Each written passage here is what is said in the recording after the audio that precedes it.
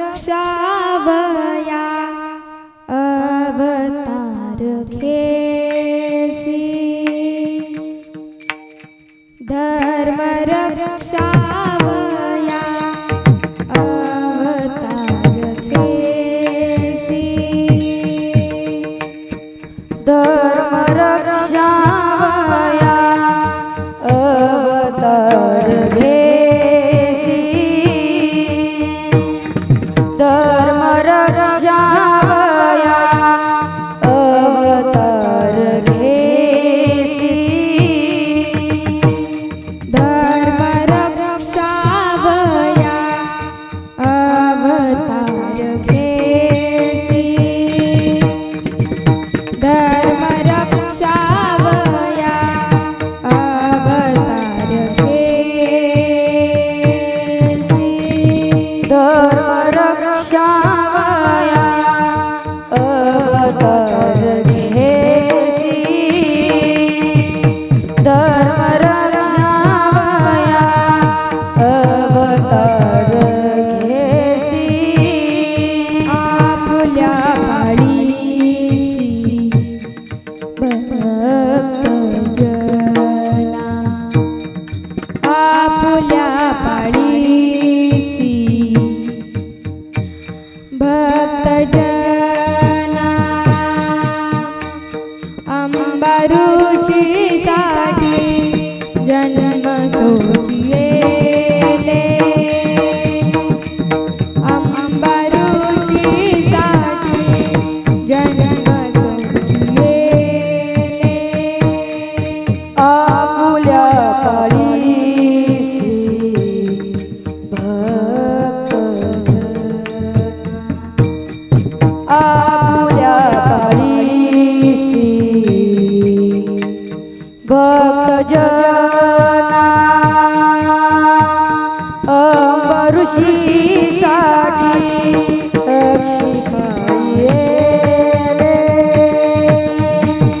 अंबा ऋषीसाठी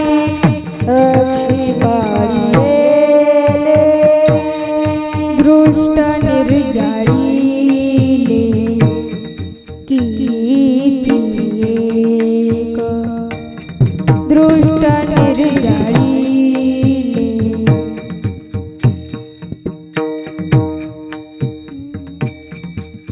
आ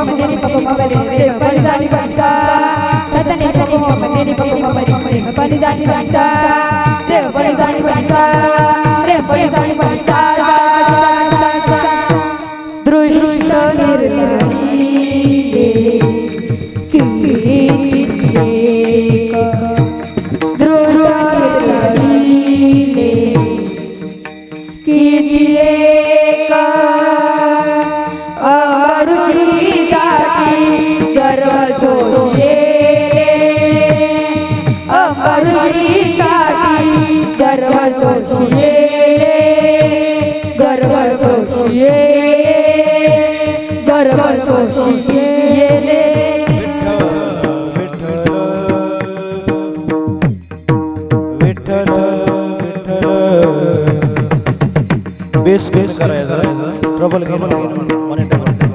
विठ्ठल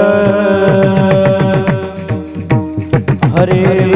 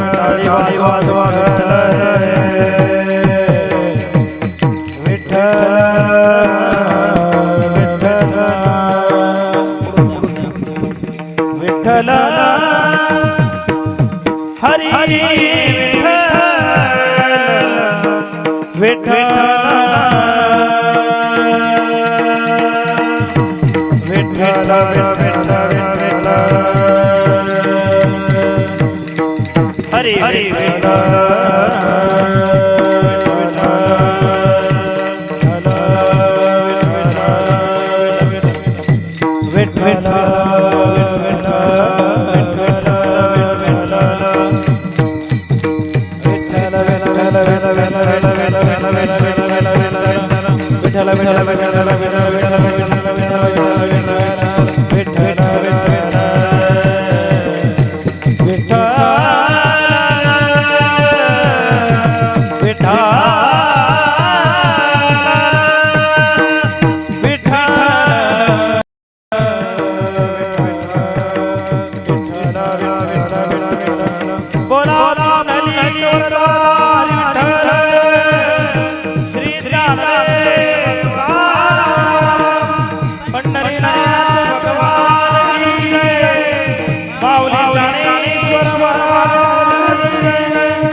जगद्गुरु तुकाराम धर्मवीर बाजी महाराज छत्रपती शिवाजी महाराज बोलो भाई भाई सब की जय हर हर महादेव हर हर विठ्ठल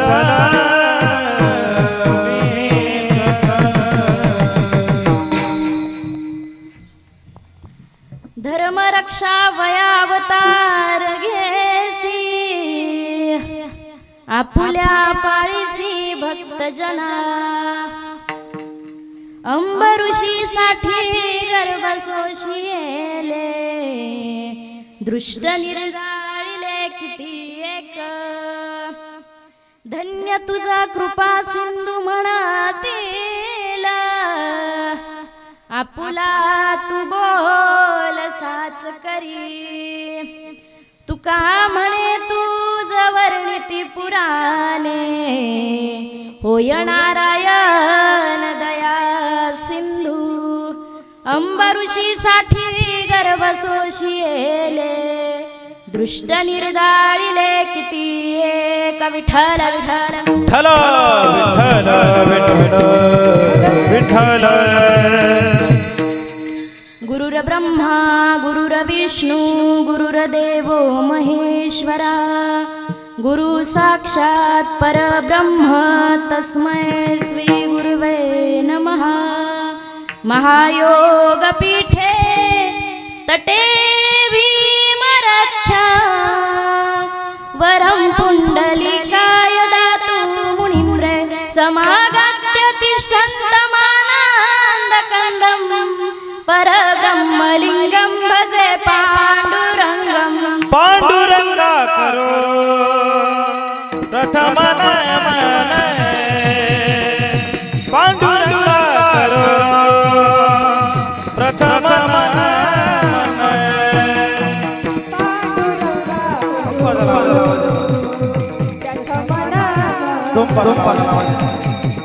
पांडुरंगा करू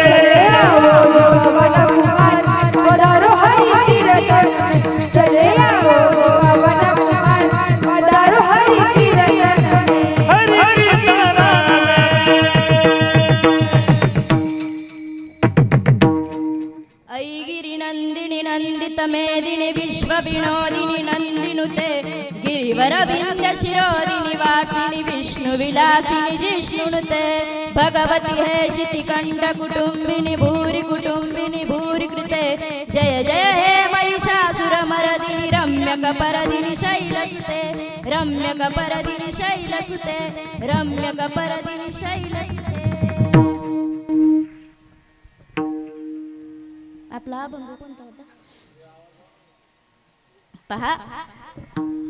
धर्म रक्षावया अवतार घेसी आपुल्या पाळीसी भक्तजना अंबऋषीसाठी गर्भ सुशियले किंवा जन्म सुशियले दृष्ट निर्धाळिले किती एक धन्य तुझ कृपा सिंधू म्हणतील आपुला तू बोल साच करी तुका म्हणे तुझ वर्णिती पुराणे होय नारायण दया सिंधू. अभंग कीर्तन सुरू झाल्यापासून ही तिसरी चौथी वेळ म्हणून दाखवायची. शेवटी आपण एखाद्याला विचारू नक्की अभंग पाठ झाला का. असू द्या. पहा अभंग तुकोबारायांचा आहे. या अभंगामध्ये जगद्गुरु जगतवंदनीय संत श्रेष्ठ तुकोबाराय या अभंगामध्ये असं प्रतिपादित करतायत की ज्या वेळेला धर्माचा ऱ्हास होतो ना त्या वेळेला भगवंताला अवतार घ्यावं लागतो आणि अवतार घेऊन या भूतलावरती जे जे काही दृष्ट आहेत त्या दृष्टांचा संहार केला जातो. नवे नवे तुकोबाराय या अभंगामध्ये सांगतायत की बाबा तू जरी अवतार घेत असला तरी तू कसा आहे ते आम्हाला माहिती आहे. भगवंत तुम्ही पहा अर्जुना ज्या वेळेला युद्ध चालू होतं त्यावेळेला सांगतायत कौरवांना मी शस्त्र हातामध्ये घेणार नाही, पण ज्या वेळेला खरी गरज आली त्यावेळेला भक्तासाठी स्वतःचा बोल बदलला आणि शस्त्र हातामध्ये घेतलं. रणछोडदास सुद्धा भगवंताला म्हटलं जातं तू जरी आमच्यासाठी अवतार घेत असलास ना बाबा यात तुझा स्वार्थ आहे. काय स्वार्थ आहे. अंबऋषीसाठी तू जन्म सोसतोयस.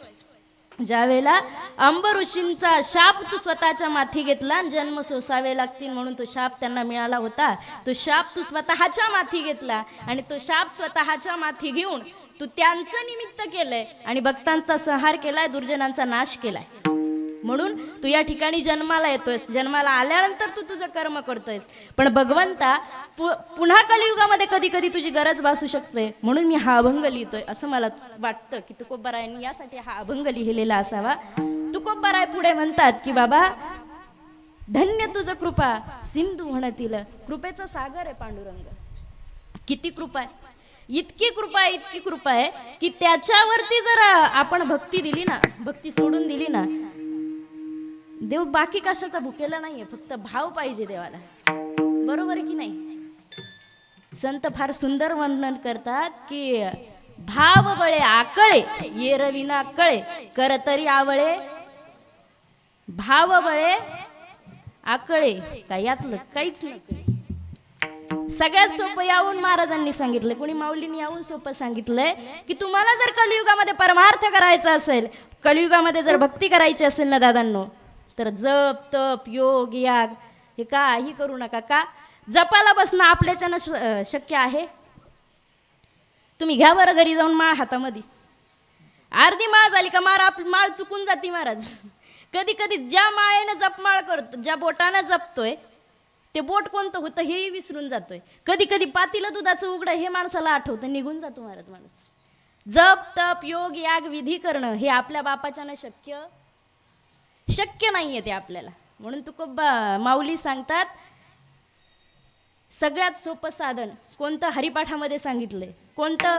हरिमुखे म्हणा हरिमुखे म्हणा हरिमुखे म्हणा हरिमुखे म्हणा हरि हरि म्हणा हरि मुखे म्हणा हरि हरि म्हणा हरि मुखे म्हणा हरी मुखे म्हणा हरी हरी म्हणा हरी मुखे म्हणा हरि मुखे म्हणा हरि मुखे म्हणा हरि हरि म्हणा हरि मुखे म्हणा पुण्याची गणना कोण करी कोण करी पुण्याची गणना कोण करी कोण करी हरि हरि म्हणा हरि मुखे म्हणा हरि हरि म्हणा हरि मुखे म्हणा हरि हरि म्हणा हरि मुखे म्हणा हरि हरि म्हणा हरि मुखे म्हणा हरी हरी म्हणा हरी मुखे म्हणा हरी हरी म्हणा हरी मुखे म्हणा हरी हरी म्हणा हरी मुखे म्हणा हरी हरी म्हणा हरी मुखे म्हणा हरि मुखे म्हणा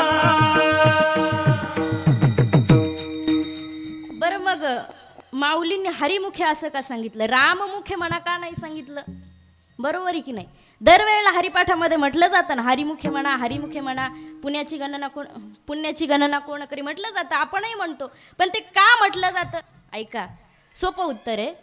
रामाचा आचार, कृष्णाचा विचार आणि हरीचा उच्चार हे ज्या वेळेला तिन्ही एकत्र येतं त्यावेळेला रामकृष्ण हरी नावाचं भजन चालू होतं. तीनही देवांचा संगम एकत्र येतो. भजनाला प्रारंभ झाला की मुक्तीचा मार्ग सोपा होतो. ज्ञानदेव सांगे झाला हरिपाठ, पूर्वजा वैकुंठ मार्ग सोपा. सगळ्यात सोपी भक्ती सांगितली आहे नामस्मरण, पण तीही आम्हाला जमत नाही. मग तुकोबाराय सांगतात की थोडी फार का होईना तोडकी मोडकी ती भक्ती मी करतोय, तुझं दास्यत्व मी स्वीकारलंय, आता तू काय कर तर दयेचा सागर हो आणि माझ्यावरती कृपा कर. काय कृपा कर तर या मोहजाळातून मला सोडव, होय नारायण दया सिंधू. हा झाला अभंगाचा सरळ सरळ भावार्थ.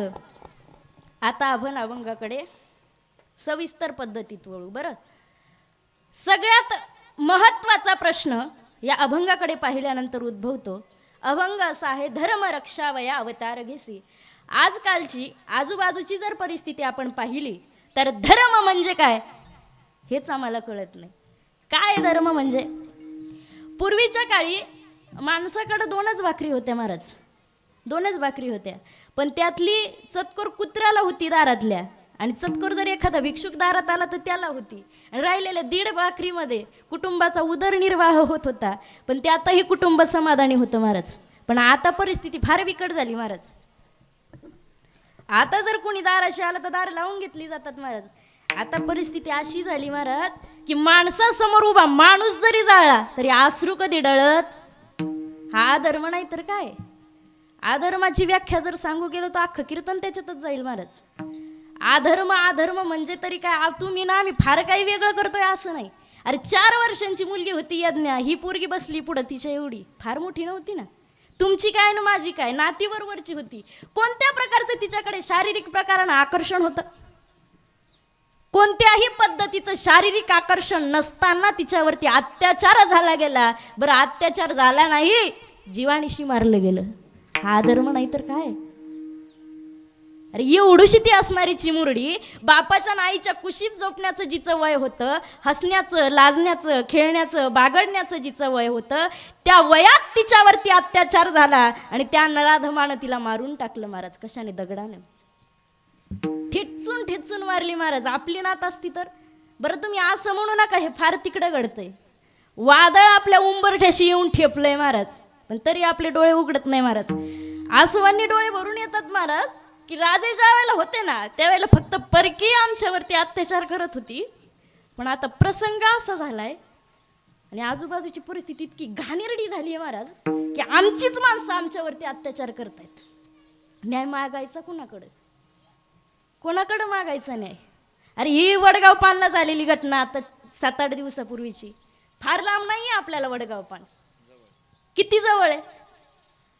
कुठून म्हणायचं हे लांब राहिलं. अरे ज्या वेळेला त्या मुलीच्या अंगावरती ॲसिड हल्ला झाला, काय होतं त्या मुलीकडं? शाळेतून घरी चालली होती निरागस पोरगी. अरे जिच्या माथी मुंगी मारणे इतपतही पाप नसावं, तिचा चेहरा जाळला जावा, तिचं अख्खं उभं आयुष्य खळीत ढकलल्या जावं. काय म्हणावं आपल्याला? हे आपण उघड्या डोळ्यानं पाहतोय आणि काहीच करू शकत नाही. आपणही अधर्म नाही करत तर मग काय करतोय? साले उपभोग तर घेतातच, नंतर जीवानिशी मारतात. साले उपभोग तर घेतातच, नंतर जीवानिशी मारतात. अरे शिक्षा होणं तर लांब, नुसते कॅन्डलचे मार्च चालतात.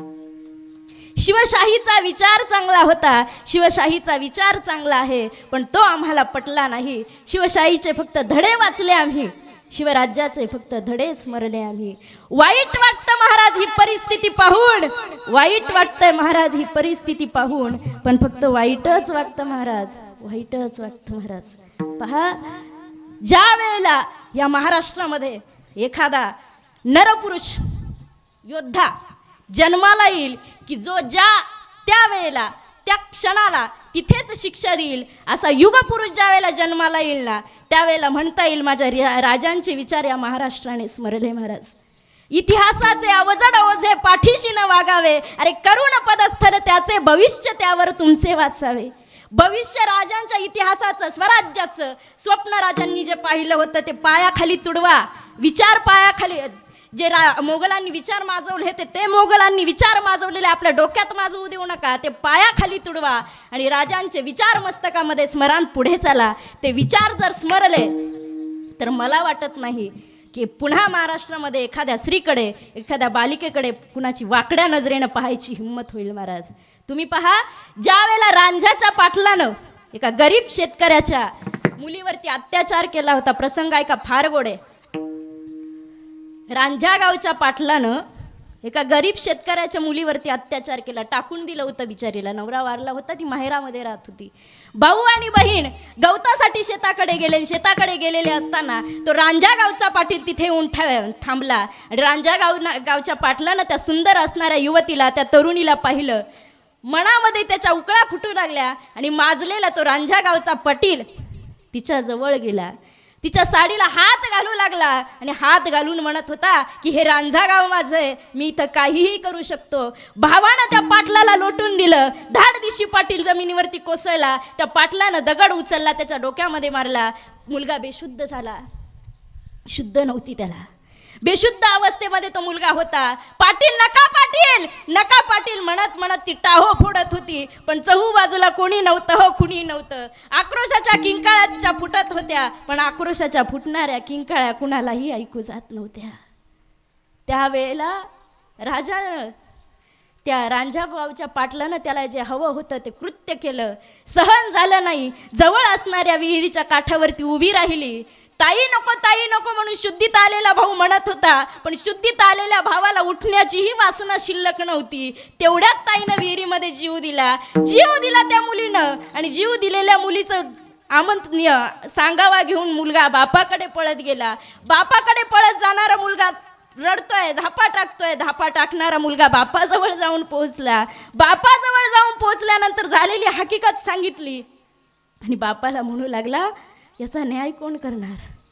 माझ्या ताईची काही एक चूक नव्हती. ती दिसायला सुंदर होती, एवढीच तिची चूक होती का झालं असं तिच्या बरोबर? त्या बापानं विहिरीतून त्या लेकीचं प्रेत काढलं. प्रेत खांद्यावरती टाकलं. थेट शिवणेवर राजांकडे गेले. राजांसमोर ते प्रेत नेऊन टाकलं. राजांसमोर ते प्रेत टाकल्याच्या नंतर राजे उद्गारले, हे काय? हा काय प्रकार? हे कुणी केलं? राजांच्या क्षणावर डोळ्यामध्ये अश्रू आले आणि राजे म्हणतात, नक्की काय झालं सविस्तरपणे सांगा. बापाला बोलताही येत नव्हतं, पण बाप एवढंच बोलत होता, राज न्याय करा, राज न्याय करा. राज त्या नराधमानं माझ्या लेकीच्या पदराला हात घातला. लेकीला सहन झालं नाही, लेकीनं जीव सोडला. राज न्याय कुणाकडे मागायचा? राजांनी तत्क्षणाला आदेश सोडला, घेऊन या त्या रांझागावच्या पाटलाला. आणला गेला तो रांझागावचा पाटील. तिथं आणल्याच्या नंतर राजांची उर्मट पद्धतीनं तो बोलत होता. क्षणाचाही विलंब न करता राजांनी त्याचा चौरंग करून टाकला. आणि ज्या क्षणाला चौरंग केला त्या क्षणाला सगळे फिदी हसत होते, सगळे मावळे हसत होते. का माहितीये? जर महाराष्ट्राकडे वाकड्या नजरेनं, आया बहिणींकडे जर कुणी वाकड्या नजरेनं पाहिल तर त्याची हीच अवस्था या महाराष्ट्रामध्ये केली जाईल. राजांनी त्यावेळेला नियम घालून दिला होता. आज आम्ही कसे वागतोय? आम्ही न्याय कुणाकडे मागायचा? अरे ज्या वेळेला खरं सांगू, या व्यासपीठावरती उभं राहून हे शब्द उच्चारू नये कुणाच्या देहांताचे किंवा शिक्षेचे, पण तळतळ तेवढी येते महाराज. ज्या वेळेला या महाराष्ट्रामध्ये पुन्हा एखाद्याचा चौरंग होईल ना आणि त्याचा कडेलट होईल ना, त्याच दिवशी हा महाराष्ट्र सुधरेल. तसा सुधारणार नाही महाराज. याला धाकच राहिला नाहीये महाराज. कुणाचा धाक यांना सांगा ना. जिथं जावा तिथं सगळीकडून नको तो विषय घ्यायला. हा अधर्म आहे महाराज. आपल्या आजूबाजूला आपण अधर्मच करतोय. जे डोळ्याने पाहतोय तोही अधर्मच आहे. याच्यावरती आपल्याला बोलता आलं पाहिजे आणि याच्यावरती आवाज राजांनी उठवला होता. सांगते तो कसा, ऐका. विठ्ठल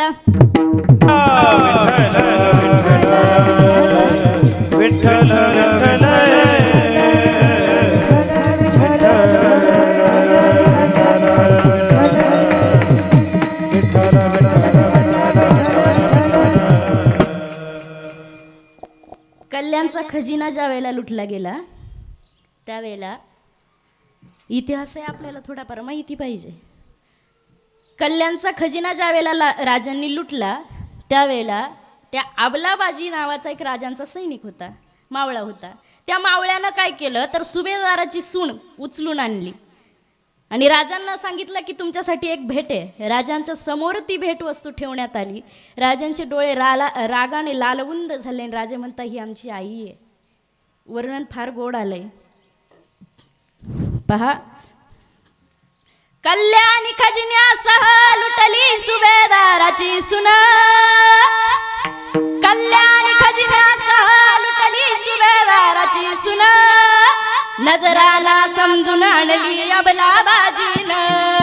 वार्ता कळता संतापाने लाल झाले राजन, परणारी तर माते समान धर्माची शिकवण, परणारी तर माते समान धर्माची शिकवण. आमच्या धर्माची शिकवण आहे, परणारी आमच्या माते समान आहे आणि माते समान असणारी आमची नारी आम्हाला जर जपायची असेल तर शिवरायांच्या नावाचा जागर आम्हाला पुन्हा घालावं लागेल, शिवबाचं गोंधळी व्हावं लागेल.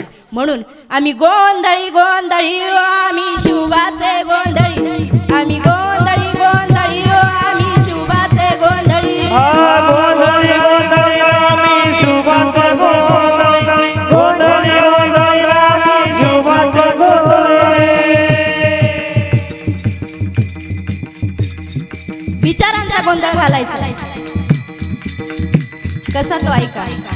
राजा मरून चालत नाही, राजांचं मावळं व्हावं लागेल. त्या मावळ्याप्रमाणे आपल्यालाही म्हणावं लागेल काय. आम्ही गड्या डोंगर राहणार, साखर शिवबाचं होणार.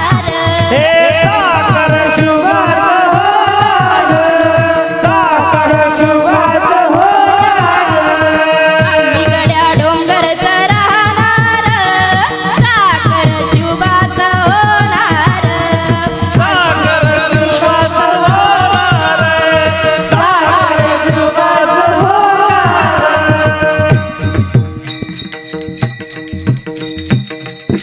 पूर्ण घेतलं असतं पण आपल्याला रामजन्मबाबत सांगायचं आहे ना. मला एवढंच सांगायचं होतं की धर्म जर सांगू गेलं तर फार मोठा धर्म आहे महाराज. सगळ्यात सोपी अजून व्याख्या सांगायची झाली तर माणसानं माणसाशी माणसासारखं वागणं हाच फार मोठा धर्म आहे. पण आमची आजची परिस्थिती अशी झाली, खरा तो एकाची धर्म जगाचे. पाठ झालंय तुमच्या पहा. धर्म काय तो ऐका, माणसानं माणसाशी माणसासारखं वागणं हाच फार मोठा धर्म आहे महाराज. आज माणूस माणसाशी वागत नीट नाही हा धर्म झाला. पण सगळ्यात महत्त्वाचं म्हणजे मला मुद्दा मांडावा असं वाटतो आज की आमच्या घराच्या पाठीमागून पाठ गेलाय, तुमच्याकडनंही गेलाय ना, या परिसरातून नाही का. बरं ऐका, तुमच्याकडं गाया आहेत का? गाया शेतकऱ्याच्या आहेत ना. आपण असल्या तर वय म्हणा, नसल्या तर नाही म्हणा, पुढे येते माई घेऊन, हाय ना. बरं मग त्या गाईला जर गोरं झालं तर त्याला काय म्हणतात? आंतुलं. बरं त्या आंतुलं जगतं किती दिवस?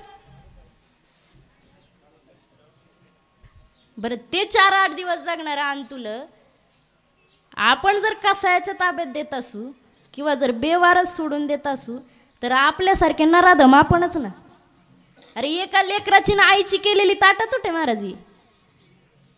बऱ्याच ठिकाणी पाहिलं महाराज फिरताना, 8-8, 10-10 गोरे आम्ही फिरताना पाहिलीत. एक तर पाटात उतरून असं पाणी पित होतं की जणू ती जन्मल्यापासून दूधच पिलं नाही. हे जर आपण केलं ना तर पुढच्या जन्मामध्ये आपल्यालाही आपल्या आईपासून लांब व्हावं लागेल. त्यांचा मरताना तळतळाट साधा नसतो महाराज. हाही एक अधर्मच आहे आणि हा धर्म जर टिकवायचा असेल तर भगवंताला अवतार घ्यावा लागेल. आणि भगवंतानं जर अवतार घेतला तर जे धर्मानं वागतात त्यांची बरीच होय, जे अधर्मानं वागतात, ज्यांना दर रविवारी पुरणपोळ्यांचा स्वयंपाक लागतो, बरोबर ना. तुमच्याकडे सगळे पुरणपोळ्याच खातात ना, म्हणून बरं आहे. दर मंगळवार शुक्रवार वार बरोबर आहेत ना. यावरून माझ्यावर संशय घेऊ नका मी खाते की काय. त्याच्यामुळे डायरेक्ट गायाला भिडून घातली. एक जण तर मला म्हटलं महाराज काय करतात ताई म्हणे ते कीर्तन देव देव करून म्हणे एकदा तब्येती का पापर मरायला झाल्या ना. म्हणलं मी मेले तर माळ घालून मरण, किमान देव मला त्याच्या दारात तरी उभं करीन. तू मेला तर देव तुला जोड्यानं हाणीन. आपली तीच अवस्था आहे महाराज. तुटपुंजा कारणावरून आपला देह सुखरूप राहावा याकरता आसुरी पद्धतीने आपण मांस भक्षण करतोय महाराज. हे मांस भक्षण करणं हा सुद्धा एक अधर्म आहे. माणसानं माणसाशी वागणं, नीट न वागणं हा एक प्रकारचा अधर्म आहे. म्हणून तर प्रार्थना लिहिली गेली कोणती, हीच आमुची प्रार्थना हेच आमुचे मागणे, मानसाने मानसाशी मानसा समवागणे.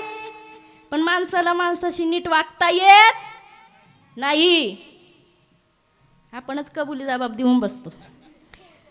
ते कसं होतं माहिती का, एखाद्या भोंदूबाबाकडे जायचं आणि आमच्या घरात असे वाद चालू आहेत, याला उपाय सांगा. उपाय म्हणून त्या भोंदूबाबाने एक मंतरलेलं पाणी दिलं. सांगितलं ज्यावेळेला भांडण चालू होईल त्यावेळेला हे पाणी तोंडामध्ये ठेवायचं. ज्यावेळेला समोरच्या व्यक्तीचं बोलणं बंद होईल त्यावेळेला हे पाणी थुकून टाकायचं. आता हा मंत्र जर कीर्तनकारांनी सांगितला असता तुम्हाला पटला नसता, पण तो भोंदूबाबांनी सांगितल्यामुळे तो लवकर पडतो. आता ते पाणी तोंडामध्ये असताना तुम्हाला बोलता येईल का? प्रयोग करून पाहता का? माणसानं अधर्मानं आणि नीतीनं, अधर्माचा आणि अनितीचा संगम जो आहे तो संगम माणसाला भेदता आला पाहिजे. ज्या मार्गामध्ये आपण आहोत ना, आपल्या चारी बाजूने अधर्म चालू आहे, हा अधर्म माणसाला छेदता आला पाहिजे. मला नाही वाटत धर्म मंडपामध्ये बसलेलं प्रत्येक जण धर्मानं वागतं का माहितीये. इथं यायला सुद्धा बहुत सुकृताची जोडी म्हणून विठ्ठली आवडी. इथं यायला सुद्धा धर्मच लागतो आणि धर्म मंडपामध्ये बसायला सुद्धा धर्माचीच बुद्धी लागते, तेव्हा माणूस धर्मामध्ये येतो. बरोबर की चूक? मला सांगायचं इतकं होतं. काय सांगायचं होतं तुम्हाला? झोपा आल्या का? ऐका, भगवंताची भक्ती आपल्याला अधर्मापासून लांब नेऊ शकते. कशी ती पहा. भक्ती संतांनी केली, भक्ती जनाबाईनं केली, भक्ती नामदेव महाराजांनी केली, नवे नवे आदी करून संत मांदियाळींनी सर्वांनी भक्ती केली. भक्तीच्या मार्गातून कुठे गेले? मोक्षापर्यंत ते जाऊन पोहोचले. आणि मोक्षापर्यंत पोहोचलेले संत आपल्याला सांगतायत की मोक्ष आम्हा घरी कामारी हे दासी. मोक्ष त्यांच्या घरी कामाला आहे.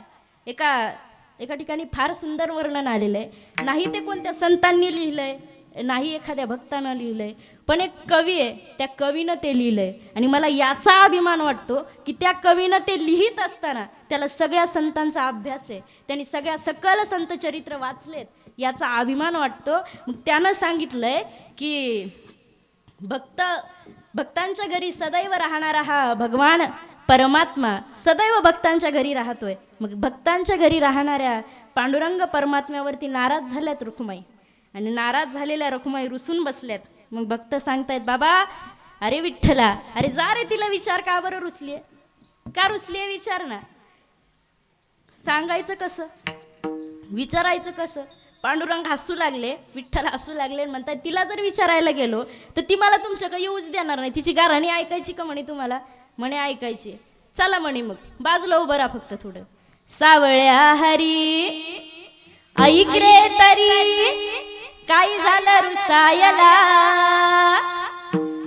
रखुमाई रुसली कोपऱ्यात बसली चला जाऊ पुसायला, रखुमाई रुसली कोपऱ्यात बसली चला जाऊ पुसायला, रखुमाई रुसली कोपऱ्यात बसली चला जाऊ पुसायला, रखुमाई रुसली कोपऱ्यात बसली चला जाऊ पुसायला.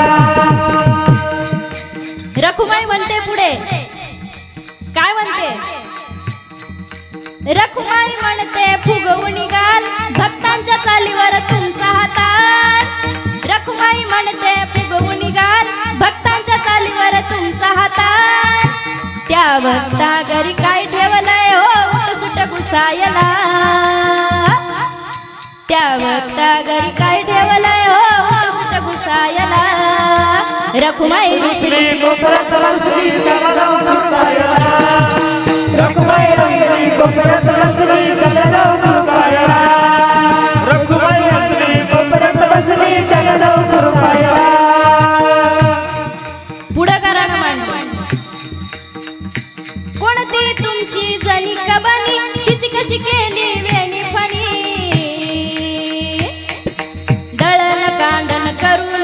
गेला लुगडी धुवायला, दळण कांडण करून गेला लुगडी धुवायला. रखुमाई रुसली कोपऱ्यात बसली, चला जाऊ पुसायला. रखुमाई रुसली कोपऱ्यात बसली, चला जाऊ पुसायला. उगाल चंदन हरकत नाही, एकनात तसा कुणी परका नाही. उगाल चंदन हरकत नाही, एकनात तसा कुणी परका नाही. पालक्या बनून तिथंच राहिला पाणी भरायला. रखुमाई रुसली कोपऱ्यात बसली, चला जाऊ पुसायला. रखुमाई रुसली कोपऱ्यात बसली, चला जाऊ पुसायला. रखुमाई रुसली कोपऱ्यात बसली, चला जाऊ पुसायला. चला जाऊ पुसायला, चला जाऊ पुसायला. त्या रखुमाईला रुसून बसावं लागलं. कधी? ज्या वेळेला स्वतःचा नवरा स्वतःचा सोडून गावच्या पंचायती जास्त करतो, त्यावेळेला बायकोला साहजिक राग येतो. घरच्या टोपल्यातली भाकर गोड लागत नाही, त्यांच्या घरी जाऊन कान्या खातो. घरी पुरणपोळीचा स्वयंपाक केलेला याला गोड लागत नाही, त्यांच्या घरच्या कान्या बऱ्याच शिळा खातो. राग येणार आहे ना. तुम्ही असू नाही तर मी असू नाही तर आपण दोघी संगच असू, बरोबर आहे की नाही? येतो का नाही महाराज? इथून जेवण करून गेल्याच्या नंतर सुद्धा घरी जर उपाशी राहिलेले असेल तर जेवण करावंच लागतं महाराज. प्रत्येक ठिकाणी त्याचे, तेही भगवान परमात्म्याच्या बाबतीत होतं. पण भगवंतानी धर्मासाठी स्वतःच्या बायकोला सुद्धा लांब ठेवलं. ज्या वेळेला हा सनातन हिंदू धर्म पुढे न्यायचा असेल ना, तर भक्ती ही फार महत्त्वाची, नामस्मरण फार महत्त्वाचं सांगितलं गेलं. आणि हाच अधर्म आता होतोय. म्हणून म्हणावंसं वाटतं की हा धर्म रक्षणाकरता भगवंता आता पुन्हा एकदा तू जन्म घे. अभंगाचं प्रथम चरण. धर्म रक्षमाया अवतार घे, धर्म रक्षमाया अवतार घे. धर्म रक्षमाया अवतार घेसी. धर्म रक्षमाया अवतार घेसी. धर्म रक्षमाया अवतार घेसी. धर्म रक्षमाया अवतार घेसी. धर्म रक्षमाया अवतार घेसी. धर्म रक्षमाया अवतार घेसी.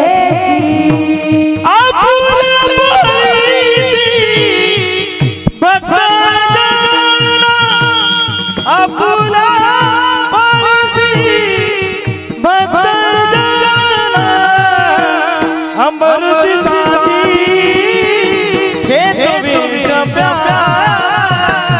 अंबरसी साथी हे तुम्ही प्यार. आपुल्या पाळीसी भक्त जना. आपुल्या पाळीसी भक्त जना. अंबरसी साथी घर बोलले अपरुषीसाठी घर बोलले.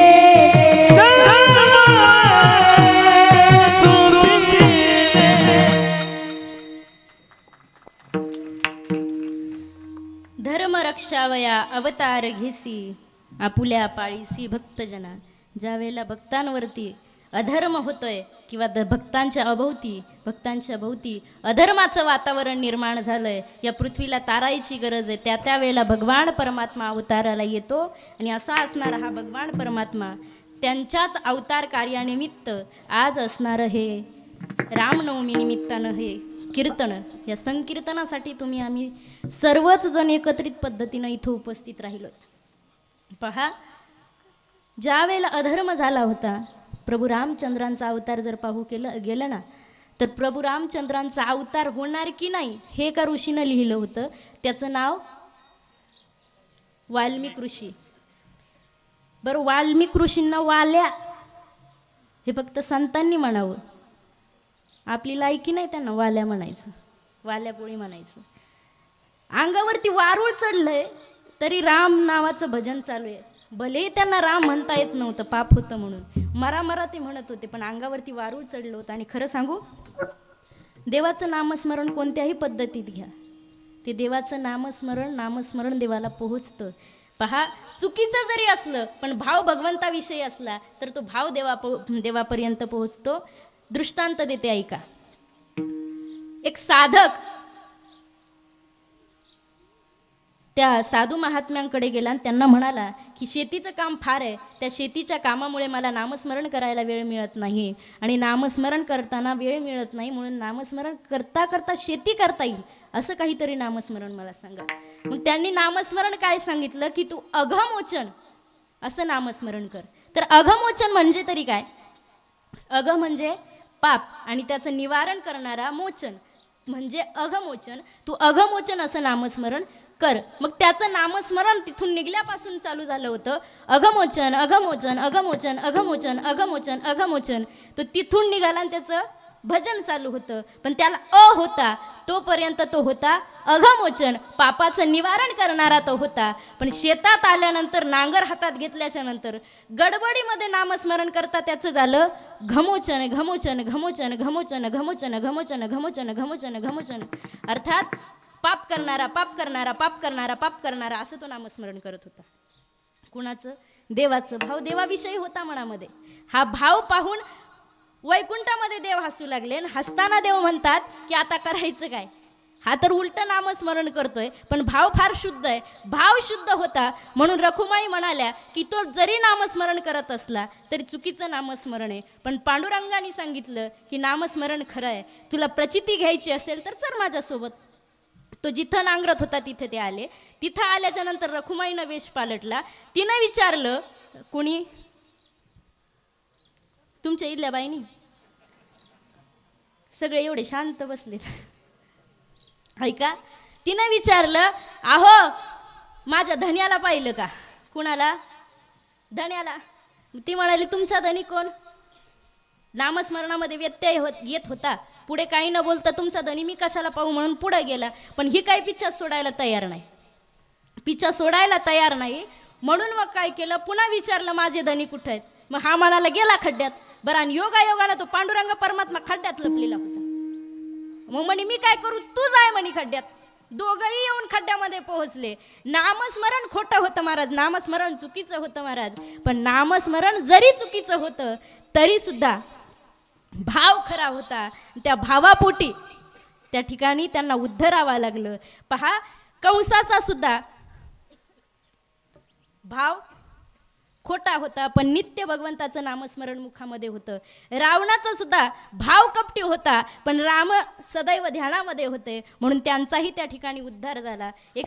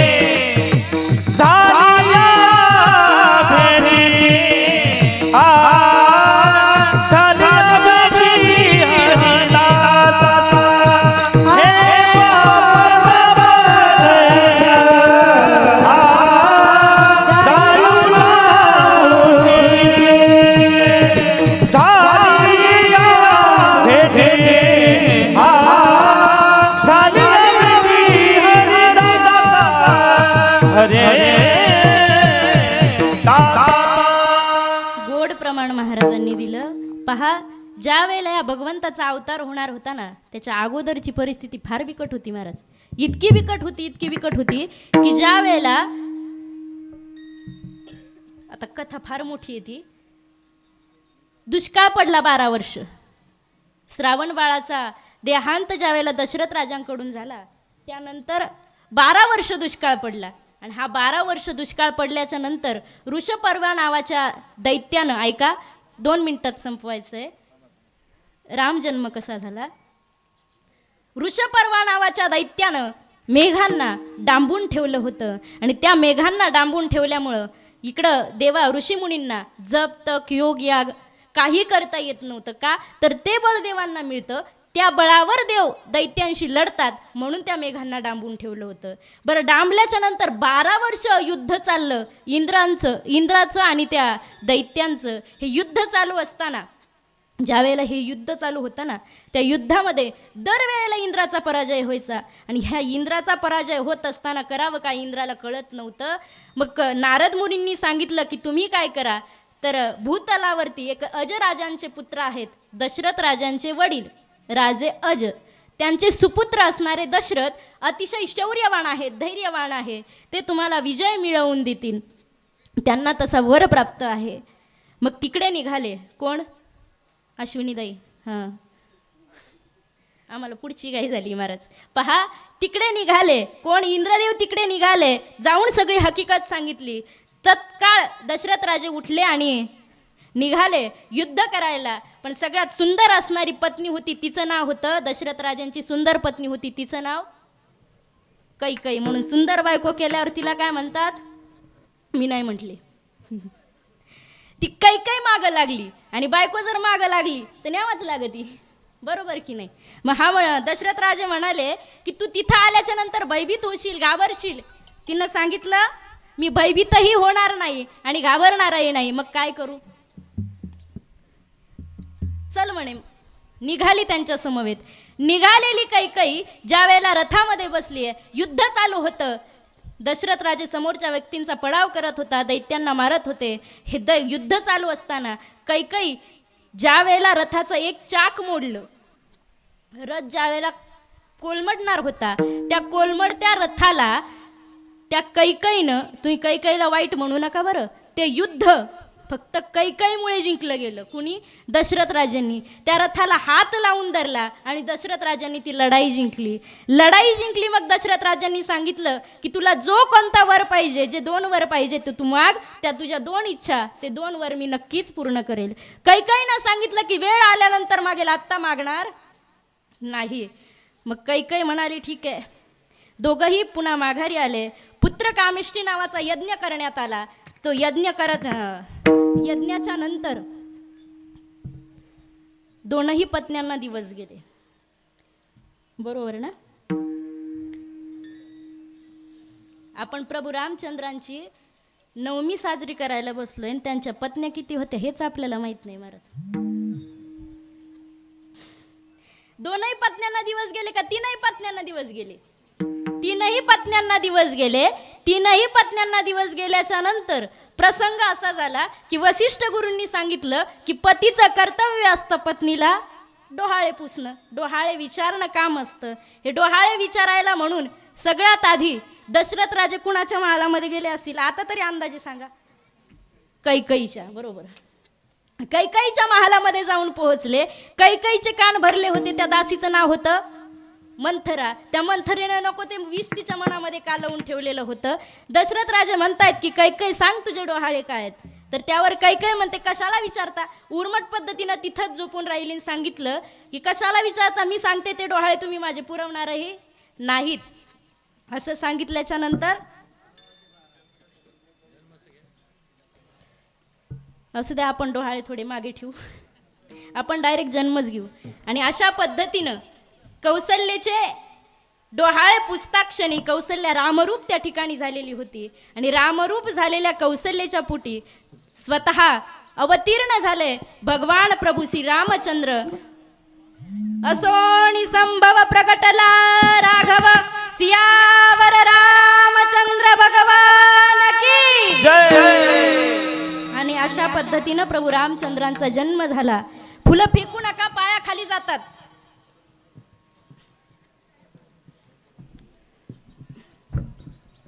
आणि नामदेव महाराज मग म्हणू लागले की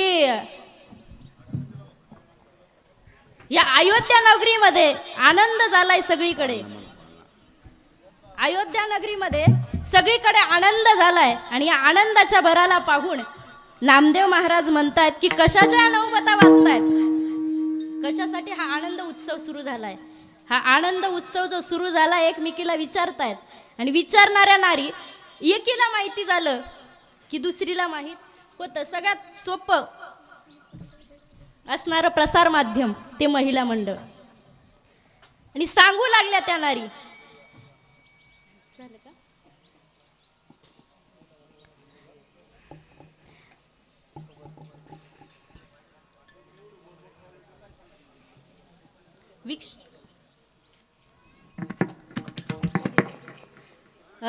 शांतता राखा थोडी. 2 प्रहराला 12 वाजता सूर्य थांबला गेला आणि प्रभू रामचंद्रांचा जन्म त्या ठिकाणी झाला. 2 प्रहरी काग सखे सूर्य थांबला, राम जन्मला ग सखे राम जन्मला. पहा, मुखानं टाळीन हातानं नामस्मरण घ्यायचंय. उशीर झालाय ना खिचडी खायची, मग मुखानं टाळीन हातानं नामस्मरण चालू द्या. म्हणा, अयोध्या नगरीचा भाग्य उजळलं, त्रैलोकी आनंदी आनंद झाला. थांबा थांबा थांबा थांबा. अयोध्या नगरीचा भाग्य उजळलं, मोठ्यानं. अयोध्या नगरीचा भाग्य उजळलं, त्रैलोकी आनंदी आनंद झाला. दशरथ राजाचा वारस जन्मला, जो बाळा जो जो रे जो जो.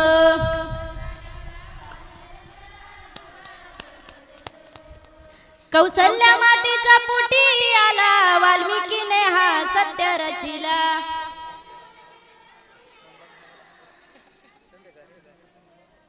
वाल्मिकीने हा सत्य रचिला. दीन दलितांचा वाली आला, जो बाळा जो जो रे जो जो.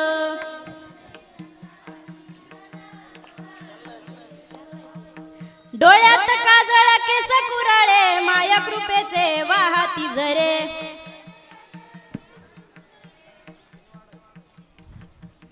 दयेचा सागर धरणीवर आला, जो बाळा जो जो रे जो जो.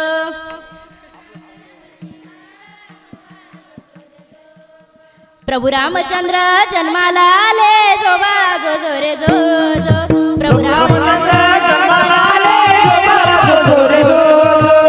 रामचंद्र जन्माला आले, जो बाळा जो जो रे जो जो. अयोध्या नगरीचं भाग्य उजळलं, त्रैलोकी आनंदी आनंद झाला. त्रैलोकी आनंदी आनंद झाला, त्रैलोकी आनंदी आनंद झाला. दशरथ राजाचा वारस जन्माला, जो बाळा जो जो रे जो जो. दशरथ राजाचा वारस जन्माला, जो बाळा जो जो रे जो. दशरथ राजाचा वारस जन्माला, जो बाळा जो जो रे जो जो. दशरथ राजाचा वारस जन्माला, जो बाळा जो जो जो. डोळ्यात काजळ केस कुराळे, माया कृपेचे वाहती झरे. माया कृपेचे काळे, माया कृपेचे काळे. प्रभू रामचंद्र जन्माला आले, जो बाळा जो जो रे जो. प्रभू रामचंद्र जन्माला आले, जो बाळा जो जो रे जो जो. प्रभू रामचंद्र जन्माला आले, जो बाळा जो जो रे जो जो. सियावर रामचंद्र भगवान की जय. अशा पद्धतीनं त्यांचा जन्म झाला. जन्म झाल्यानंतरची सगळी हकीकत तुम्हाला माहिती आहे. पहा, ज्या वेळेला जन्म झाला, जन्माच्या आनंद उत्सवामध्ये नामदेव महाराजांनी फार सुंदर लिहून ठेवलं. महाराज काय, बाई कशाच्या ग कशाच्या ग कशाच्या नवबता. बाई कशाच्या ग कशाच्या नवबता. कशाच्या ग कशाच्या ग कशाच्या नवबता. बाई कशाच्या ग कशाच्या ग कशाच्या नवबता. पुत्र झाला दशरथा, पुत्र झाला दशरथा. चला चला तेथे जाऊ, चला चला. चला चला चला चला तेथे जाऊ, चला तेथे जाऊ, चला तेथे जाऊ, चला तेथे जाऊ.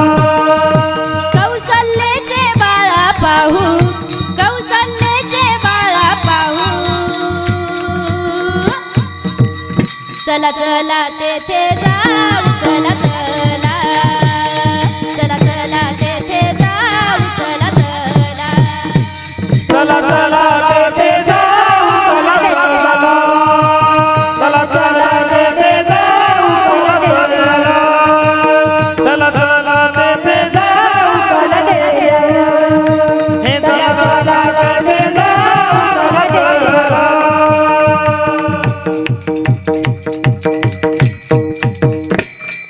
सगळ्या अयोध्या नगरीमध्ये प्रभू रामचंद्रांच्या जन्माचा उत्सव साजरा केला जात होता. सगळ्या नारी त्या ठिकाणी दशरथ राजांच्या घरी येऊन कौशल्याच्या बाळाला पाहत होत्या, कौतुक करत होत्या त्या भगवंताचं. काय ते स्वरूप, तेजोमय असणारं स्वरूपाचं चरित्र त्या ठिकाणी वर्णन केलं गेलं आहे. पण चरित्र न पाहता थोडासा सारांश त्यांच्या जन्माचा सांगेल का, तर ते महत्त्वाचं वाटतं. पहा, थोडंही काही दुःख झालं आपल्या जीवनामध्ये तर माणूस सहज निराशेनं फाशीकडे पोहोचतो, नवे नवे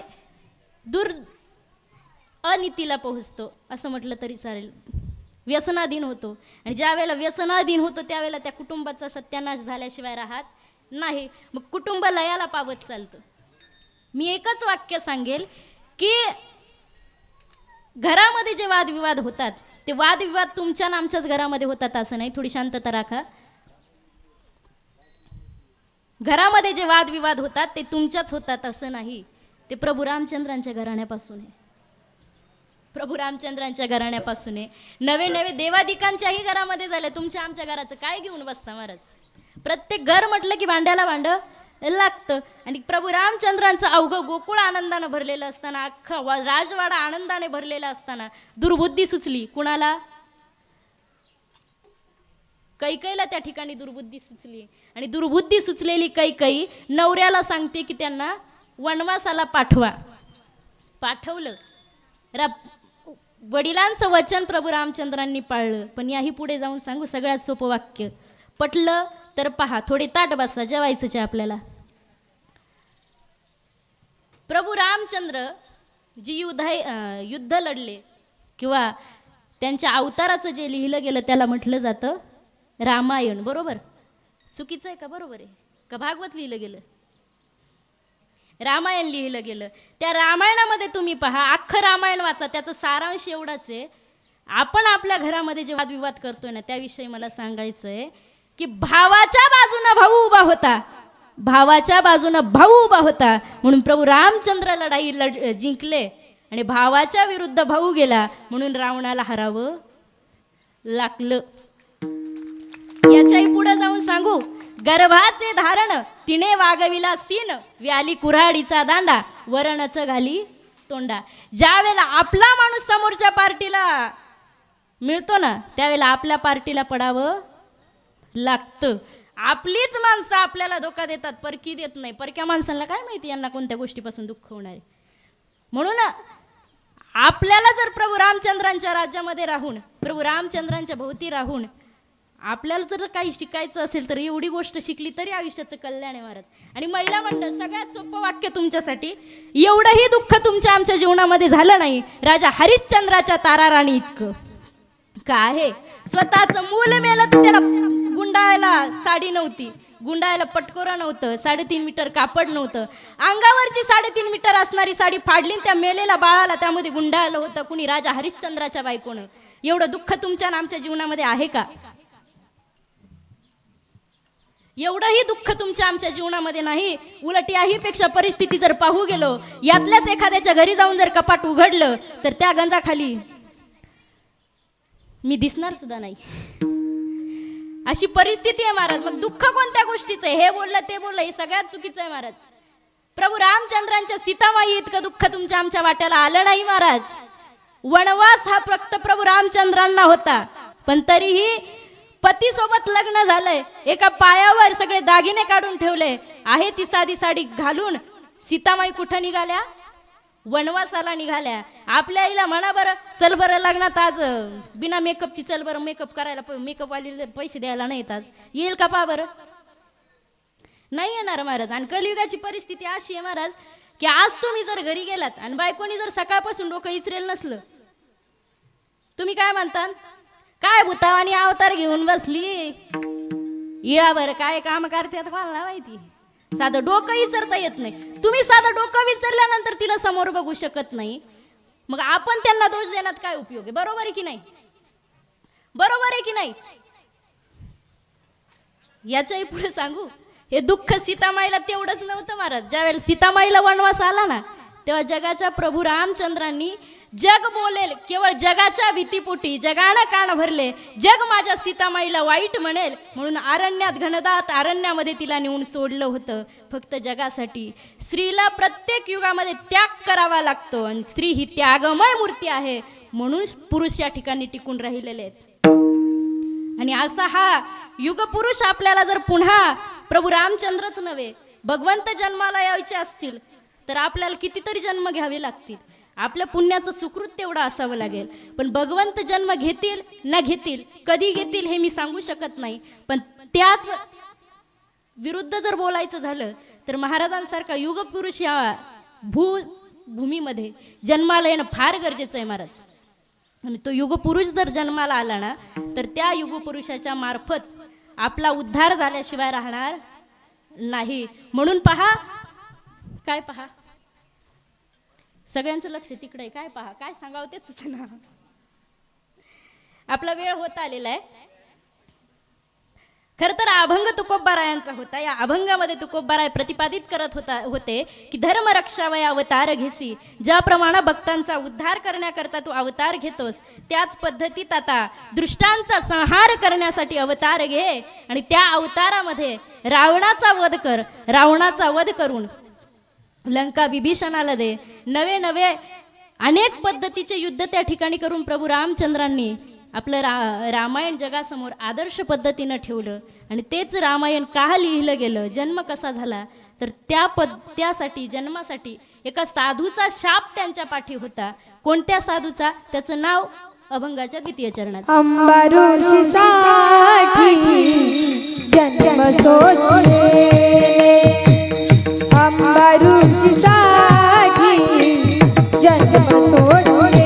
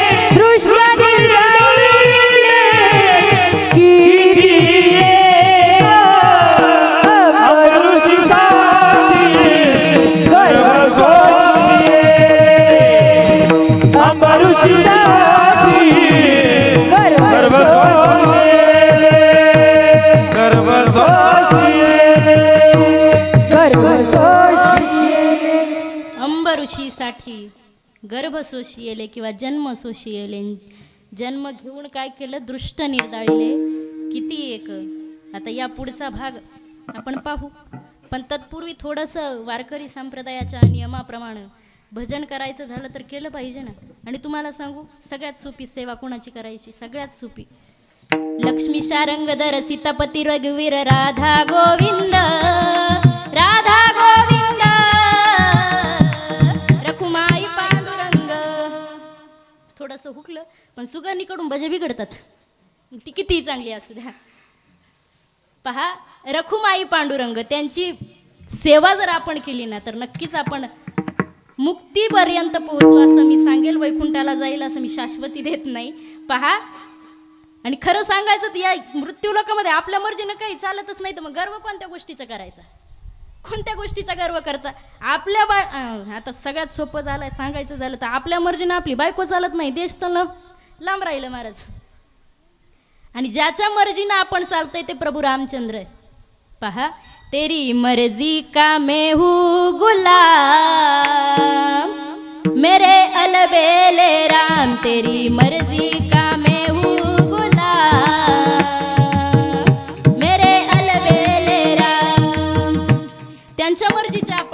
त्यांच्या मर्जीनं आपण चालतोय. तुम्ही ना आम्ही इथं बसलोय ना, हे सुद्धा त्यांच्या मर्जीनं बसलोय. त्यांच्या मर्जीत जर आलं, त्यांच्या ध्यानात जर आलं, याला उचलायचं, कीर्तनातून बाहेर सुद्धा जाऊ द्यायची नाही महाराज. तुमचं जाऊ द्या, मला खाली सुद्धा बसू द्यायची नाही. एवढी जबरदस्त मर्जी देवाची असते. आणि त्यांच्या मर्जीत जर राहायचं असेल तर आपल्याला नामस्मरण केल्याशिवाय गत्यंतर नाही. म्हणून सर्वांना एकदा मोठ्या प्रेमानं भजन करा. हात वरती घ्या, ताट करा, खाली घ्या. मला पाहायचं होतं सगळ्यांना हात आहेत का काय. त्या हातांनी जोरदार टाळ्या वाजवायच्या आणि देवाचं नामस्मरण करायचं. कोणतं?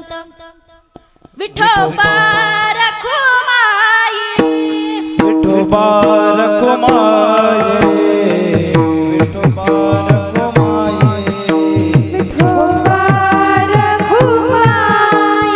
हरी जय जय, हरी जय हरी जय जय. Hello hello hello. महाराजांना हार घालण्यासाठी ज्या माता भगिनींना नाव घेतो त्यांनी लवकर पुढे यायचं आहे. सौ सुनीताभाऊ पाटील कोटकर, मुक्ताबाई नाना कोटकर, सौ सरला सोमनाथ कोटकर, सौ मीराबाई नामदेव चकोर, ज्योती सोमनाथ कोटकर, कविता अण्णा ढोणे, सुमन माधव ढोणे या माता भगिनीने लवकर पुढे यायचं आहे. हरी जय जय, हरी जय हरी जय जय हरी जय जय. हरी जय जय, हरी जय हरी जय जय. विठ्ठल विठ्ठल, विठ्ठल विठ्ठल, विठ्ठल विठ्ठल, विठ्ठल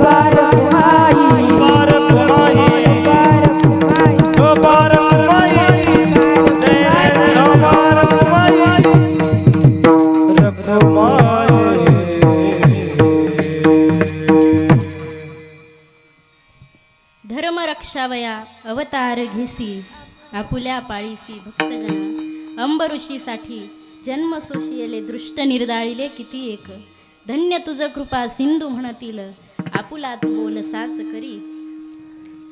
या अभंगावरती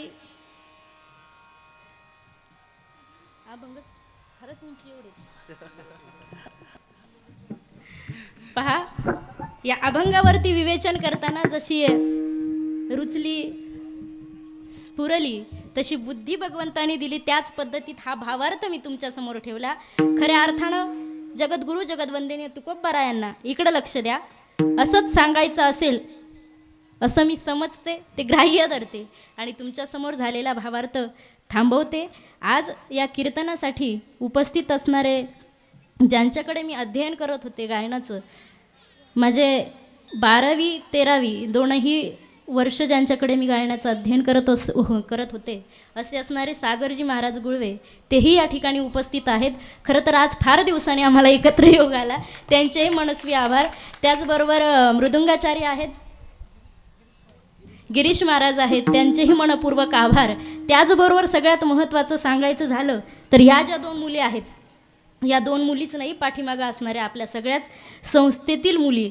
खरं तर ईश्वरीताई असतील, खूप सुंदर कीर्तन करतात बरं, बोलणंही फार सुंदर, आणि एवढ्या वयात ताल प्रॅक्टिस सगळ्या पद्धती, मृदुंगसुद्धा वाजवतात. त्यांच्या अवतारावर जाऊ नका तुम्ही, मृदुंगसुद्धा वाजवतात त्या. आम्ही ज्या वेळेला क्लासला जात होतो त्यावेळेला आमच्या सगळ्यांमध्ये पुढं असणारी विद्यार्थिनी होती ती. अभिमान वाटतो कधी कधी, पण असो, जास्त कौतुक केलं की माणूस हरभऱ्याच्या झाडावर चढतो. आणि आपल्या मराठी माणसाची फार सवय हरभऱ्याच्या झाडावरती चढायचं आणि खालून उपसून घ्यायचं. असो, सर्वच गुणीजन मंडळी ज्यांच्या मार्फत मला इथं येण्याचा योग आला त्यांचेही मनस्वी आभार. त्याचबरोबर कार्यक्रमाचं प्रक्षेपण जे करणार आहेस ते आपले दीपक दादा असतील, कोल्हे दादा असतील, त्यांचेही मनपूर्वक आभार. आणि सगळ्यात महत्त्वाचे आभार जे मानायचे माझ्याकडून नेहमी राहून जातात ते म्हणजे सिस्टीमवाले दादा. का तर कीर्तनकाराचा आत्मा असतो महाराज. जर माईकच नसला तर कीर्तनकाराला बोलावं, आरडून आरडून कीर्तनकार जाम होईल जाईल महाराज, बोलता येत नाही महाराज. त्यांचेही मनस्वी आभार. तुम्ही सर्वजण प्रभू रामचंद्रांच्या जन्म उत्सवामध्ये मोठ्या आनंदानं सहभागी झाला, तुमचेही मनस्वी आभार. आणि मी तुमच्या गावी आई येण्याचा मला योग आला म्हणून माझेही आभार मीच मानते. असो, झालेली सेवा भगवान परमात्म्याच्या चरणी समर्पित करण्यापूर्वी शेवटची भैरवी होईल आणि मग शेवट होईल. तुका म्हणे तुझा वर्णिती पुराणे, तुका म्हणे तुझा वर्णिती पुराणे, तुका म्हणे तुझं वर्णिती पुराणे, तुका म्हणे तुझं वर्णिती पुराणे. होय दया सिंधू, होय दया सिंधू, अंबरुष साथी गर्भ सोसिले, अंबरुष साथी गर्भ सोसिले, अंबरुषी साधी गर्भ सोशिले, अंबरुषी साधी गर्भ सोशिले. दृष्टी किती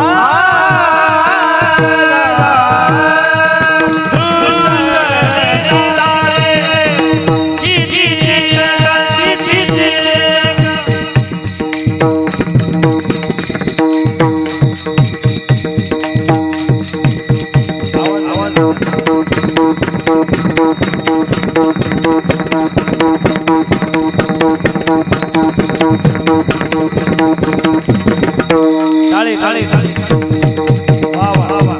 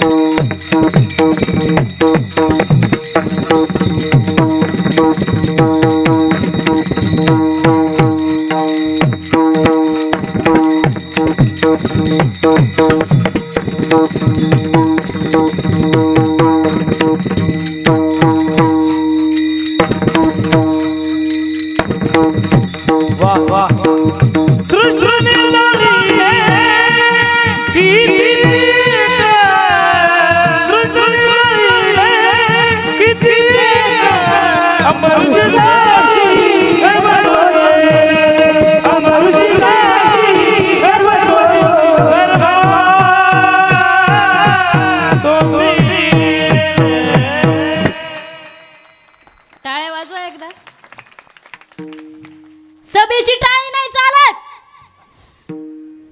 चांगली वाजवा ना. एवढं आरडलं की मगच लोकांना बरं वाटतं महाराज. ही टाळी का बरं वाजवायला लावली माहिती का? बरेच लोक म्हणतात की यांना फुकटचा पैसा मिळतो महाराज. आम्ही 2 तास उभं राहतो, आमचं जाऊ द्या मरू द्या. पण हे समोर उभे बसलेले जे गिरीश महाराज आहे ना, त्यांनी आता घाम पुसला महाराज, पण तो घाम दाखवायचा होता. पण मी पुढं पाहिजे ना, तर त्यांनी घाम पुसून टाकला. मला सांगायचं एवढं होतं की घामाचा पैसा आहे, फुकटचा नाही. कळलं का? घाम गाळावा लागतो महाराज. कोणतंही क्षेत्र असो, घाम गाळावं लागतं. असो, विनोदानं सांगत होते. फार काही मनावर घेऊ नका, पण थोडंफार तरी घ्या. असो, तुकोबारायांच्या अभंगावरती जसं जमलं तसं विवेचन मी या ठिकाणी केलं. झालेली सेवा भगवान श्री काशी विश्वेश्वर यांच्या चरणी समर्पित करून, माऊलींच्या चरणी समर्पित करून, हनुमंतरायांच्या चरणी समर्पित करून सेवेला पूर्णविराम. ज्ञानेश्वर माऊली ज्ञानराज माऊली ज्ञानेश्वर माऊली विठ्ठल जय जय विठ्ठल. श्री विठ्ठल जय जय विठ्ठल. हा बोलिले कोरे मेरे वाकोरे उतरे. करा क्षमा परत महाराज तुम्ही सिद्ध. नाही उतरेला अधिकार ना तुला. करा